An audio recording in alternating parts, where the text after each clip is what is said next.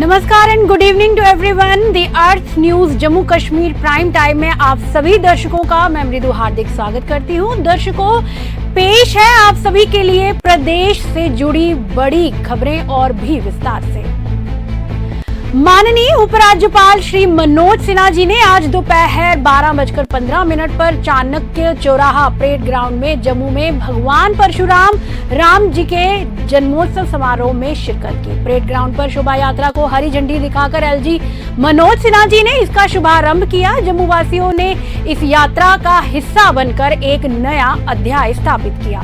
इस अवसर पर उपराज्यपाल जी ने सभी को सनातन धर्म का पालन करने के लिए कहा और जनसभा को नारी शक्ति पर संबोधित करते हुए वे बोले कि लोकसभा और राज्य विधानसभाओं में महिलाओं के लिए 33% आरक्षण एक लंबे समय से प्रशिक्षित सुधार है और महिलाओं को महज भागीदारों से निर्णयकर्ताओं में बदल देगा। सच्ची आजादी तब तक हासिल नहीं हो सकती जब तक महिलाओं को समान अधिकार और अवसर न मिले। साथ ही साथ ये भी बताया उन्होंने कि ये महिलाओं का हक है कि उन्हें उनका अधिकार मिले। सभी सरकारों की ये जिम्मेदारी भी है और जम्मू कश्मीर सरकार अपनी ये जिम्मेदारी पूरी तरह से निभाएगी।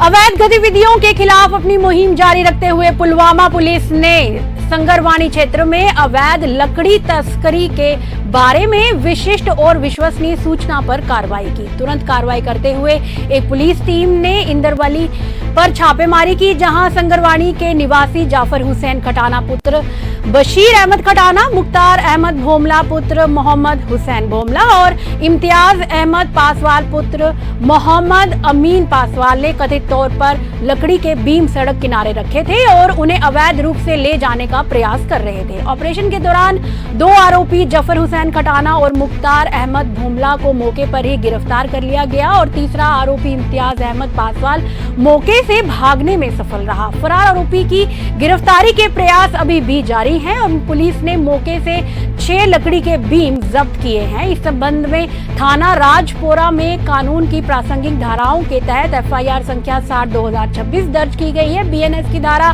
303(2) और वन अधिनियम की धारा 26 के तहत मामला दर्ज कर आगे की जांच शुरू कर दी गई है। पुलवामा पुलिस अवैध गतिविधियों के खिलाफ सामान्य जनता से ऐसी अवैध प्रथाओं के बारे में जानकारी साझा कर सहयोग करने की अपील कर रही है।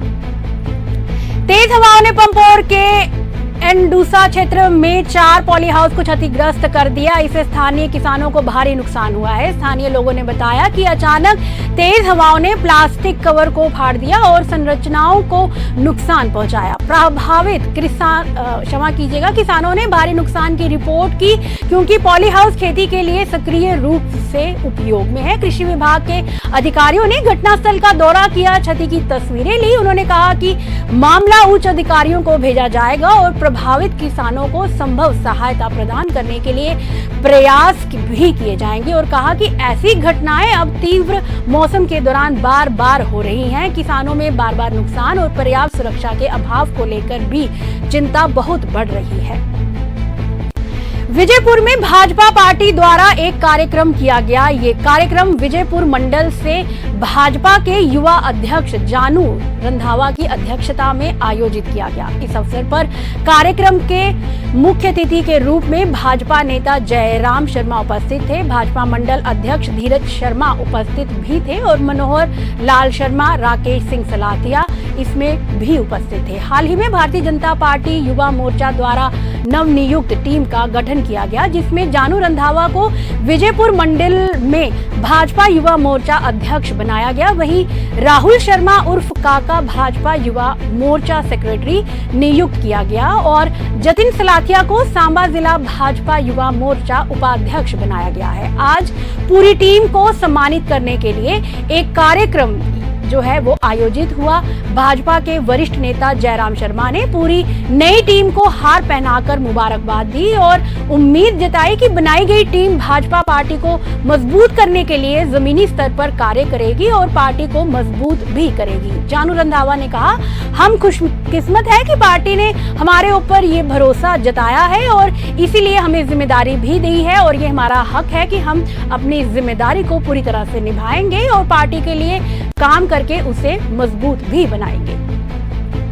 साल 1958 में जिला रियासी के प्राणकोट में हुए भीषण आतंकी हमले की दर्दनाक यादें आज भी लोगों के दिलों में ताजा है। इस हमले में 27 निर्दोष लोगों ने अपनी जान गंवा दी थी। आज उन शहीदों की याद में तलवाड़ा माइग्रेट कॉलोनी में इसे विस्थापित परिवारों ने श्रद्धांजलि अर्पित की। लोगों ने मृतकों की तस्वीरों के सामने फूल चढ़ाकर उन्हें भावभीनी श्रद्धांजलि दी। इस दौरान माहौल बेहद भावुक हो गया। उपस्थित लोगों ने बताया कि उस भयावह रात को याद करते ही आज भी रूह कांप उठती है।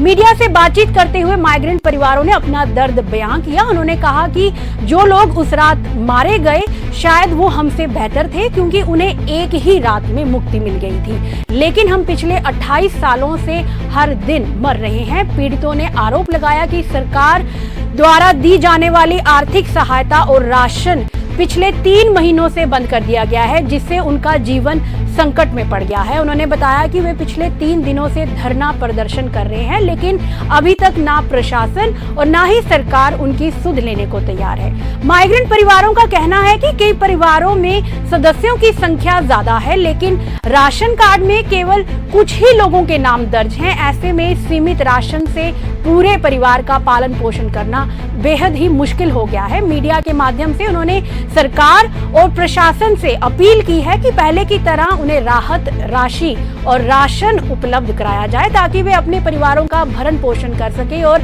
बच्चों का भविष्य संवार सके। उन्होंने चेतावनी दी कि यदि उनकी मांगों पर जल्द ही ध्यान नहीं दिया गया तो वे मजबूर होकर सड़कों पर उतरेंगे और अपने हक के लिए संघर्ष को भी तेज करेंगे, चाहे इसके लिए उन्हें जेल ही क्यों न जाना पड़े। प्रशासन ने जम्मू जिले में 60 दिनों के लिए सोशल मीडिया पर सांप्रदायिक रूप से संवेदनशील और भड़काऊ सामग्री पोस्ट या शेयर करने पर पूर्ण प्रतिबंध लगा दिया है। सार्वजनिक व्यवस्था और सांप्रदायिक सौहार्द को खतरे का हवाला देकर यह कदम उठाया गया।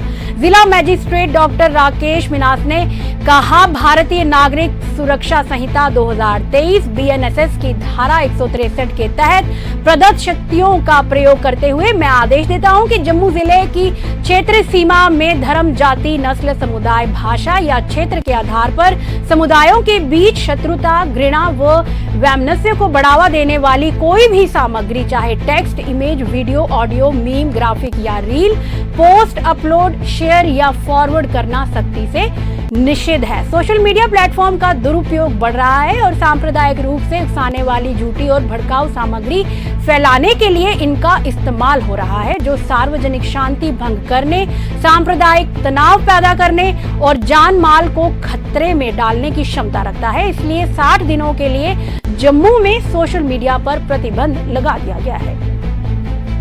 जम्मू के सरकारी मेडिकल कॉलेज में अपना भोजनालय कैंटीन का आज J&K बैंक के अधिकारियों ने दौरा किया। उन्होंने मरीजों के परिजनों को भोजन परोसकर सेवा प्रदान की।